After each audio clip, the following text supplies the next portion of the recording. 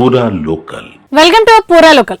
ప్రస్తుతం దేశంలో బంగారం వెండి ధరలు బగ్గుమంటున్నాయి. గ్రాము బంగారం కొనాలంటే సామాన్య ప్రజలు భయపడుతున్నారు.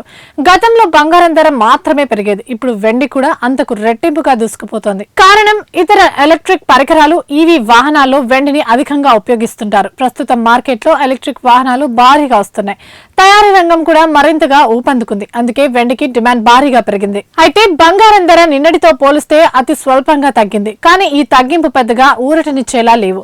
ధరలు కాస్త ఉపశమనం ఇచ్చినా మళ్లీ మరుసటి రోజు అంతకు రెండింతలు పెరుగుతుండడం ఆందోళన కలిగించే అంశం. ఇక ప్రస్తుతం దేశంలో ప్రధాన నగరాల్లో 24 క్యారెట్ల 10 గ్రాముల బంగారం ధర 1,40,450 వద్ద పలుకుతుండగా 22 క్యారెట్ల 10 గ్రాముల బంగారం ధర 1,28,740 వద్ద కొనసాగుతుంది.